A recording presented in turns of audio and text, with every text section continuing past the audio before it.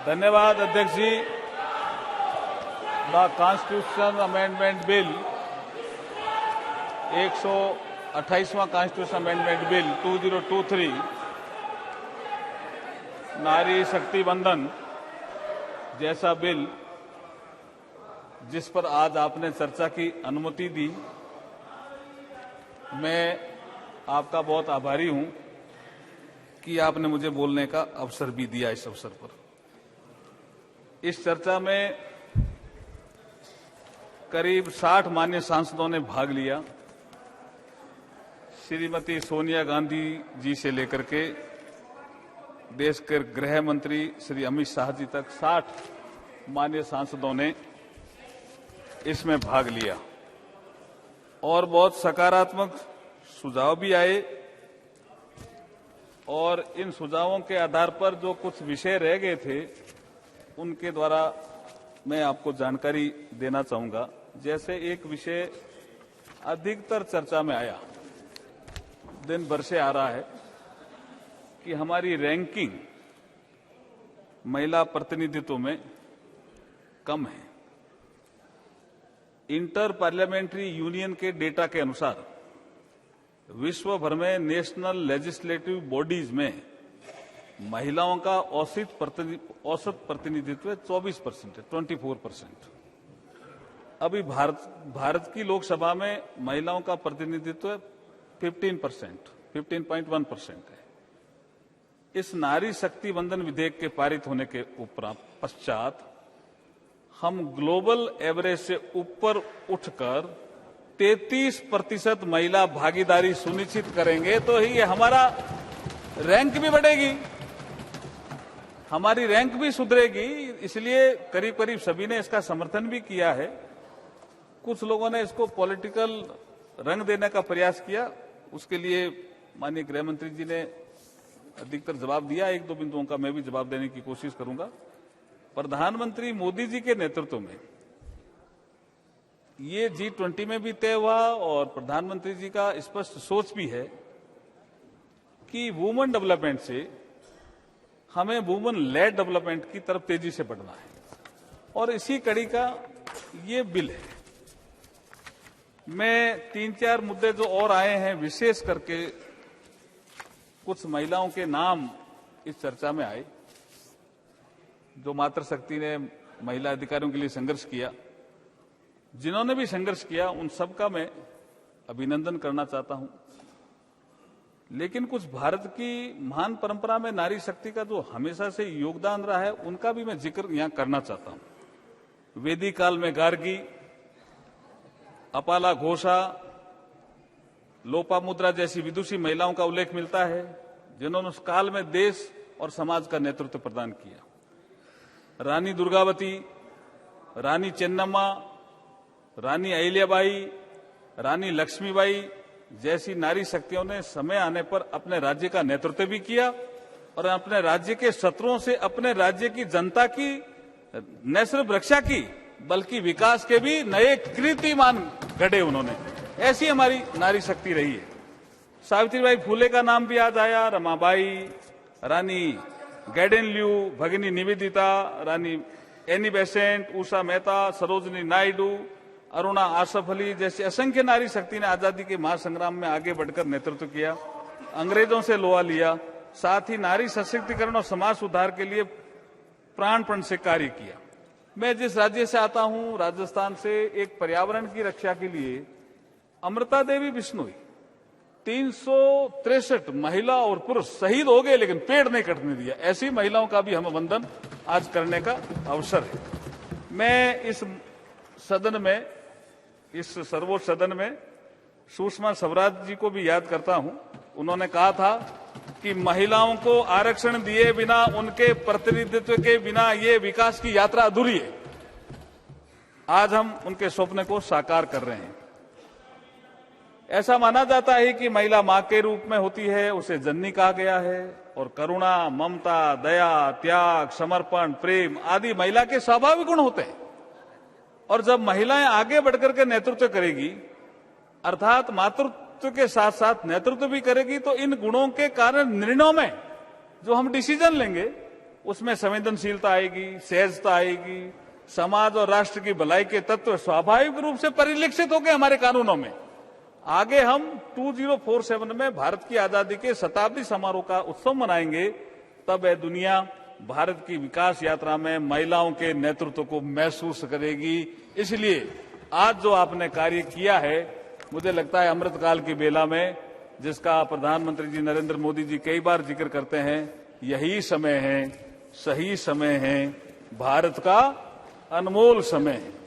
2-3 विषय और थोड़े टेक्निकल आए, जैसे डीलिमिटेशन के विषय में। ये डीलिमिटेशन एक्ट संसद ने बनाया, कई बार उसकी संविधान में संशोधन संसद ने किया, 82 में प्रावधान है।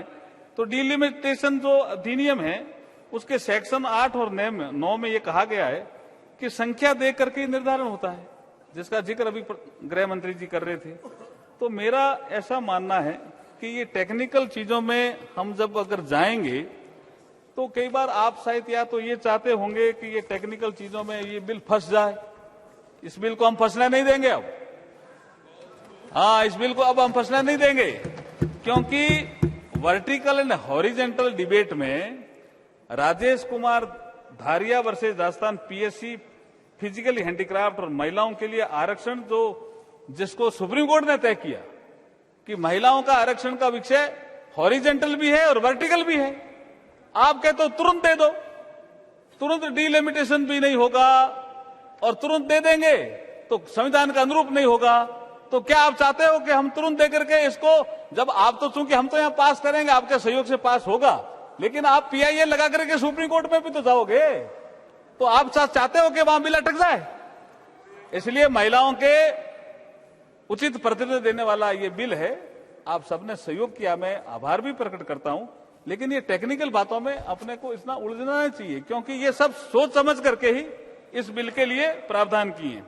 इस बिल में महिलाओं के लिए आरक्षण हॉरिजेंटल के साथ साथ वर्टिकल भी है, क्योंकि पार्लियामेंट में एससी एसटी के लिए आरक्षण है, इसलिए परिसीमन जरूरी है। ये आपको समझना है। इसके अलावा जो विषय और भी कुछ सदस्यों ने रखे, जैसे एक विषय रखा कि डीलिमिटेशन क्या जरूरी है, सीट री एडजस्टमेंट क्या जरूरी। आर्टिकल 82 में साफ साफ लिखा हुआ है, जिसका जिक्र निशिकांत दुबे जी भी कर रहे थे, कि आर्टिकल 82 में लिखा हुआ है कि री एडजस्टमेंट ऑफ सीट डीलिमिटेशन का ही पार्ट है। तो आप कैसे तय करोगे ये सीट महिलाओं के लिए आरक्षित है, तो वो उसको उनका काम है। अगर वैसे ही कर दोगे आप, तो फिर आप पीआईएल में जाओ, कोर्ट में जाओगे, सुप्रीम कोर्ट में। लेकिन अब हम महिलाओं को इंतजार नहीं करना पड़े, ऐसा पक्का प्रबंध कर रहे हैं, और ये महिला आरक्षण बिल हम लेकर के आए हैं। देखिए,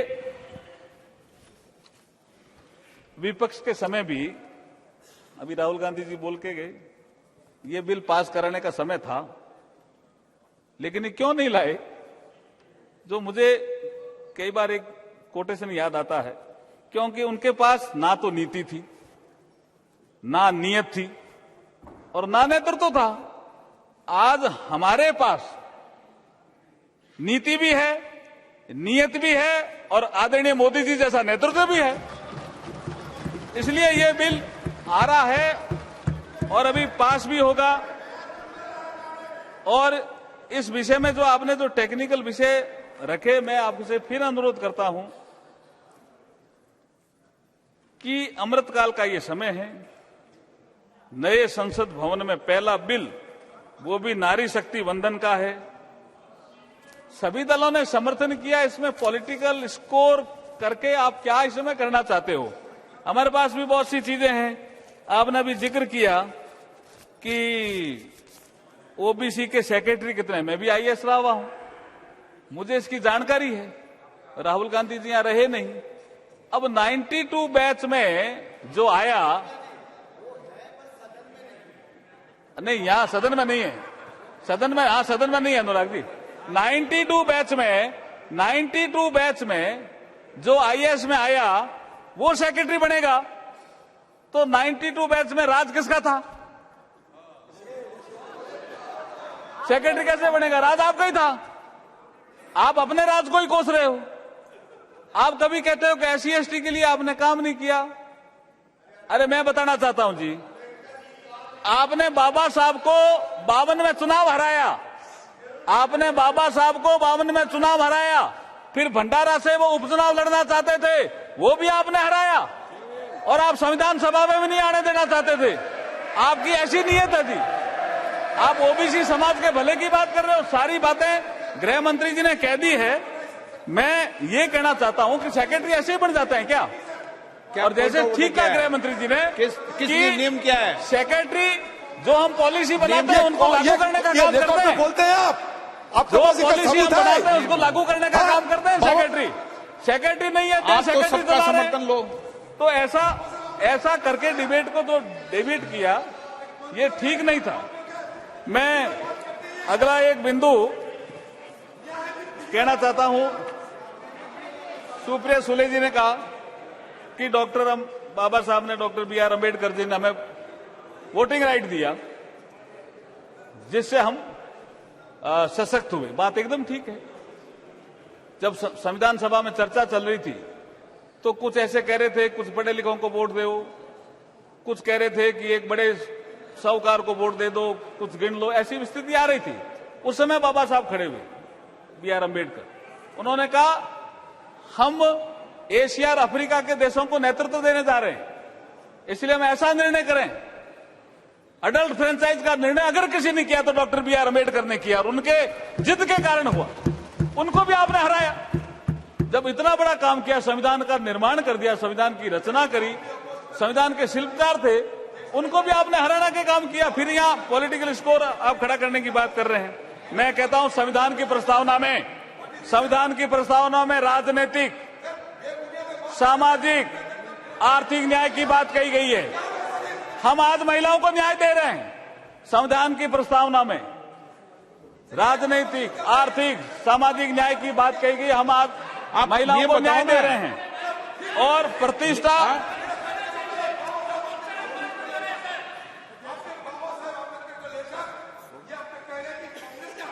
हाँ, क्यों बिजलाबाद करते सदन के अंदर? सदन का गुमराह करना चाहते हैं आप? एक सेकंड, ये फैक्चुअली करेक्ट है। जैसे राहुल गांधी को बीजेपी ने हराया, ये फैक्चुअली करेक्ट है। बाबा साहब के सामने जीत कराने वाले प्रत्याशी कांग्रेस के ही थे, तो कुछ नहीं हुआ, कुछ नहीं हुआ। इसमें क्या है? कुछ नहीं हुआ, तो काहे को इतना आप चिंता कर रहे हो?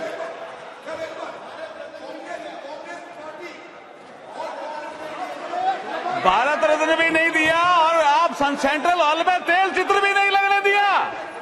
अरे सेंट्रल हॉल में अध्यक्ष जी तेल चित्र भी नहीं लगने दिया। मेरे पास रिकॉर्ड है। कांग्रेस पार्टी ने कहा कि बाबा साहब भीमराव अम्बेडकर जी का तेल चित्र लगने के लिए सेंट्रल हॉल में जगह नहीं है। ऐसा इन्होंने काम किया।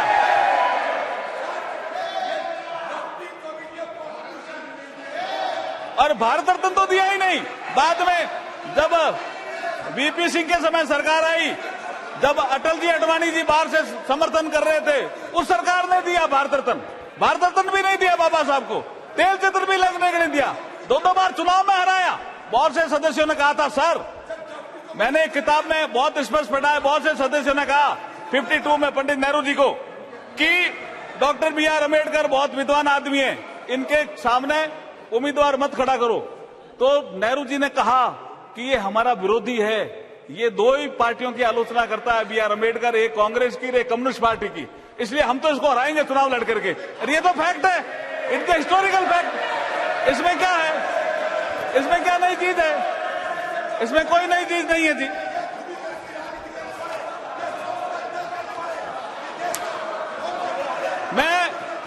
मैं ये कहना चाहता हूं,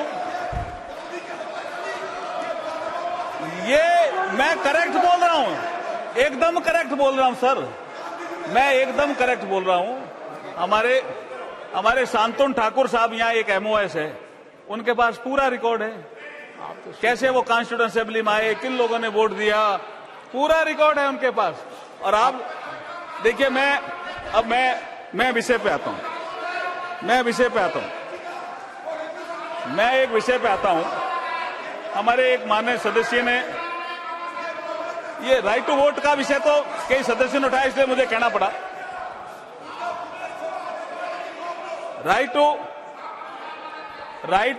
टू वोट का विषय तो कई सदस्यों ने उठाया, इसलिए मुझे कहना पड़ा कि राइट टू वोट का अधिकार बाबा साहब ने हम सबको दिलाया। उन्होंने कहा पुरुष और महिला सबको एक साथ वोटिंग राइट मिलना चाहिए। वो वोटिंग राइट मिला और उन्होंने ये भी कहा संविधान सभा में कि आप मताधिकार दे करके तो देखो। तो कई लोगों ने विरोध किया, साहब कुछ लोग अनपढ़ हैं, महिलाएं तो ज्यादा अनपढ़ है। उन्होंने कहा हमारी महिलाएं अनपढ़ हो सकती है, लेकिन जब मताधिकार का दिन आएगा तो वो होली और दिवाली की तरह ये दिन मनाएगी। आज जब मैं जाकर के देखता हूं पंचायत राज का चुनाव, आज मैं जाकर के देखता हूं नगर पालिका का चुनाव, आज मैं जाकर के देखता हूं विधानसभा का चुनाव, आज मैं जब जाकर के देखता हूं लोकसभा का चुनाव, महिलाएं जब सज धज करके आती है, और आपने भी कोटा में देखा होगा, वो सेलिब्रेट करती है साहब, और बी आर अम्बेडकर को याद करती है। तो ये जो विषय आज आया कि बाबा साहब ने वोटिंग राइट दिया, मैं उन सदस्यों का भी सम्मान करता हूं। एक कांग्रेस की ज्योतिमणि ने एक कटाक्ष किया कि महिलाएं, दलित महिलाएं पानी के लिए तरसती थी।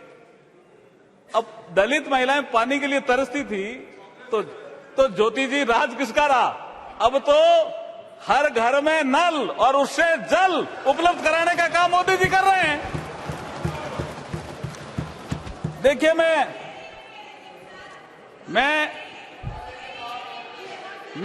मैं एक चीज बताना चाहता हूं कि हमारा 2019 का जो जनरल इलेक्शन हुआ, महिलाओं में जो जागृति आई, ये आंकड़े प्रमाणित हैं, इसलिए बोल रहा हूं कि 2019 के जनरल इलेक्शन में जनप्रतिनिधि चुनने में महिला वोटरों की भागीदारी पुरुषों की तुलना में अधिक रही। ये महिला जागृति है और आज हम प्रतिनिधित्व दे रहे हैं, एक बिल पास कर रहे हैं, महिलाओं को और सशक्त कर रहे हैं। पुरुषों का मत प्रतिशत 67.2 रहा, वहीं महिलाओं का मत प्रतिशत 67.18 रहा। तो महिलाएं जागृत भी है और इस देश के प्रति एक अच्छा भाव भी रख रहे हैं। मैं अब चूंकि बहुत सी चीजें आ गई है, मैं आपको लास्ट में आगे मैं ये कहना चाहता हूं कि भारत लोकतंत्र की जननी है, और आज हम इस लोकतंत्र के मंदिर में महिलाओं को उनका अधिकार देकर इस नारी शक्ति वंदन विधेयक को पास करके नारी शक्ति को वंदन कर रहे हैं। इसको पास करके भारत के प्रधान सेवक सच्चे कर्मयोगी साधक नरेंद्र मोदी जी के नेतृत्व में लोकतंत्र की यात्रा में नया इतिहास रच रहे हैं। मैं अपनी कुछ पंक्तियों के माध्यम से नारी शक्ति को हाथ जोड़ करके वंदन करता हूं। मैं कुछ पंक्तियों के माध्यम से, अध्यक्ष जी, हाथ जोड़ करके वंदन करता हूं। पंक्तियां क्या है? पंक्तियां, नारी शक्ति तेरा वंदन है, नारी शक्ति तेरा वंदन है, वंदन है, अभिनंदन है। नारी शक्ति का मान बढ़ेगा, नारी शक्ति का मान बढ़ेगा, भारत का सम्मान बढ़ेगा, शान बढ़ेगी, आन बढ़ेगी, नारी की पहचान बढ़ेगी। सपनों को अब पंख लगेंगे, घर के आंगन तक नहीं रुकेंगे, नारी को अधिकार मिलेंगे, मिलजुल करके काम करेंगे। देश हमारा विकसित होगा, देश हमारा विकसित होगा, दुनिया का नेतृत्व करेगा। जन जन अब जयगान कर रहा है, जन जन अब जयगान कर रहा है। नारी शक्ति तेरा वंदन, वंदन है और अभिनंदन है। मैं आपसे प्रार्थना करता हूं कि इस बिल को आप कंसीडरेशन के लिए लें।